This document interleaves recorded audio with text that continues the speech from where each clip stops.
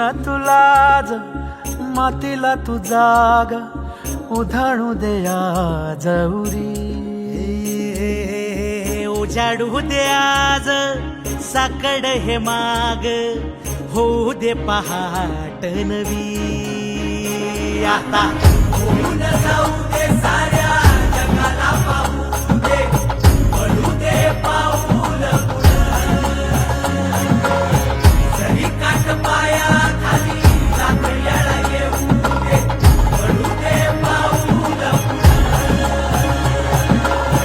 मोठी लढाई लढू मातीसाठी गड्या मनगटाचं जोर लावून दाटला जरी अंधार एकजूट होऊ आज दिवा देऊ तेज धावर तू आभाळ आभाळ वादळ तुझं तू राजा आसमानीच बळ धावली. आता याला घरकुलाचे पैसे भेटले गावंडेला. विहिरीचे पैसे पूर्ण भेटले का? वीर वीर वीर नाही भेटले. वीर स्वतःहून खांदली का? नाही, हे आपले दुसऱ्याचे रस्ते दुसऱ्याचं शेत आहे. कामावर आहे तुम्ही. यांना घरकुलाचे पैसे भेटले आणि किती महिन्यापासून बंद आहे आता घरकुलाचे पैसे? 1 महिना झाला. 1 महिन्यापासून भेटले नाही का? भेटलेच त्याच्या नाही. पहिला नंतर शेवटचा हप्ता कधी भेटला? 1 महिना होऊन गेला. हा आता आले नाही का पैसे? पैसे आलेच नाही. मग आता राहता कुठं? मग आता आम्ही दुसऱ्या घरात राहायला लागलो. ते काय भाड्यानं राहता? हो. काय भाडं? ते भाडं पडले 1000 रुपये महिना.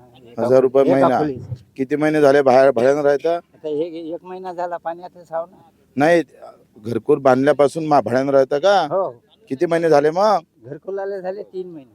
आणि 3 महिने 3000 रुपये गेले. हो. पैसे काही व्याजा की जण आणले होते नाही, काय? नाही, नाही. हाय त्याच्यात घरकुल होते का त्या पैशात? त्या घरात होत नाही पैसे. मग? कोणतंच काम भागत. किती पैसे आणले व्याजानं? अजून माझ्याकडे शेती आहे. माझ्याकडे 4 एकर जमीन. आणि व्याज किती आहे? कर्ज किती आहे? कर्ज आहे 3 लाख रुपये. 3 लाख. कसं फेडाल मग ते आता? दरवर्षी मी जे सोसायटी काढलेली आहे हा, ते म्हणजे थकीत आहे. थकीत आहे. हो. यावरनं पेरणी मग? यावेळेस मी दुसऱ्याचे पैसे काढून मी माझ्या घर भागवतो. बर बर ठीक. व्याज टक्के 5%. पहिले नाही का हे खत नाही का 850 मध्ये होता. हा, आता डायरेक्ट 1900 झाला. आणि युरियाचा भाव पण ते पहिले 200 रुपये होता, आता 350 रुपये झाला. हम्म. तर सगळा खताचे भाव किती तेच किलोचा आहे. आहे? हे खत आहे 8-21-21. किती किलोचा आहे? हे 40 किलो आहे भाऊ. पहिले 50 किलोचे यायचा. पहिले 50 हा, किलो. आता 40 किलो झाला. 50 किलो किती याचं? पहिले किती रुपये पहिले द्यायचं? 850. किती वर्ष अगोदर तरी? हे म्हणजे 8 वर्ष अगोदर. आणि आता किती झालं? आता 1900 रुपये झाले. म्हणजे 10 किलो कमी झालं कमी झाला ना आणि भाव भाव बी वाढले. हा. हो हो.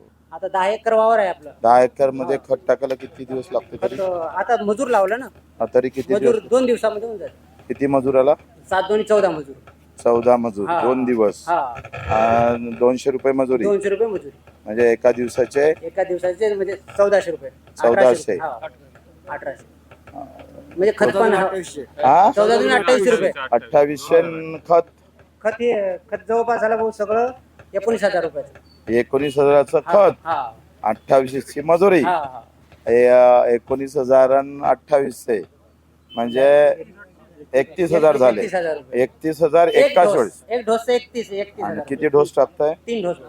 3 डोसचे 31 म्हणजे 1 लाख गेले. 1 लाख रुपये. 1 लाख आणि बाकी डवरे गिवरे फवारणी वेगळीच पेरणी आहे भाऊ. फवारणी डवरे ते पुरी मजुरी वेचा गिचाले सगळं पकडलं तर सगळं जर पकडलं तर मागच्या 2.5 वर्षी लाख रुपये किती? सगळं खर्च येते भाऊ. वाचले किती मागच्या वर्षी? मागच्या वर्षी काय 30,000 रुपये घाटा आला वाटतं. घाटा आला 10 एकरात. हा, 30,000 तो रुपये घाटा कसा सोयाबीन होतो ना अर्ध.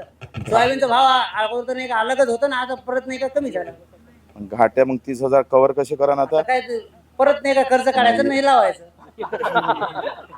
जय जवान. दरवर्षी म्हणजे शेतकऱ्याला नुसतं लुटा लागले. बरोबर. शेतकरी आहे ना आपला हे काढून आणते कर्ज.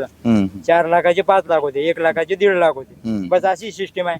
भाव काही देत नाही दरवर्षी. हेच नियम आहे. संताप कसा व्यक्त करा? संताप म्हणजे साहेब तुमच्यासारखे लोक जर पुढे आले तर तेच एक मार्ग आहे. दुसरा मार्ग नाही. शेतकरी फक्त हेच करू शकतो. आत्महत्याशिवाय काहीच नाही करू शकत.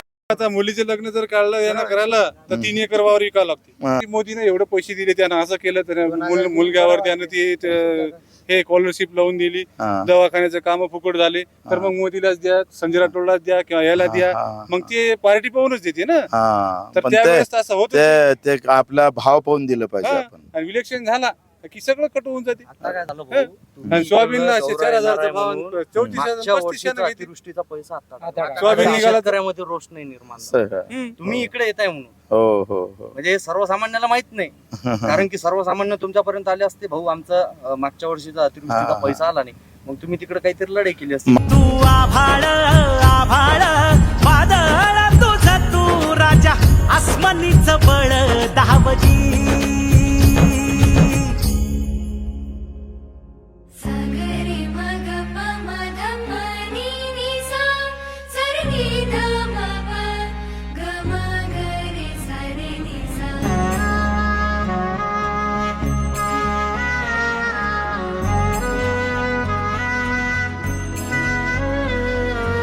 त्याच्यानंतर 1700 युरियाचा ब्लॅक मध्ये 300-350 ला देते. युरिया ब्लॅक मध्ये घ्यायला लागतं. हो, ती आता बिलिंगवर 266 देते आणि आपल्याजवळून 300-300-350. कुठे आहे ते पोतं? युरियाचं पोतं आहे कुठे आहे? किंमत बिलिंग वर टाकते ते 266 टाकते. कुठे आहे? 66 किंमत. हे पोता आहे, हे 266 रुपयाचं आहे आणि याच्यावर किंमत पण लिहिलेली आहे. हे दिसत असेल कॅमेऱ्यात, पहा. हे 266. तुम्ही किती मध्ये घेतलं? हे 220 330 ला 220 ला 330 ला 330 ला 266 320 म्हणजे 40 ते 20 हे 60 रुपये जास्त घेतले. आम्हाला त्या गाडी भाडा हे धरून जाते 60 रुपये जास्त घेतले याच्यावर, म्हणजे कृषी संचालकांना याच्यावर. आणि त्याच्यात नरेंद्र मोदीजीचा फोटो आहे, म्हणजे फक्त फोटो आहे पण लूट चालू आहे. आणि या फोटोलाही घबरावत नाही. पंतप्रधानाचा फोटो असल्यावरही कृषी केंद्रवाला याच्याकडून 60 रुपये जास्तीचे मारतं. कोणाकडून मारतं का? ज्याचं रक्ताचं पाणी करून जो शेती पिकवतं आणि एक एक पैसा वाचून तो आपलं जीवन जगतं, त्याच्या खिशात एका पोत्यामागं 60 रुपये मारले. आणि हे जर पोते किती घ्यायला लागते तुम्हाला?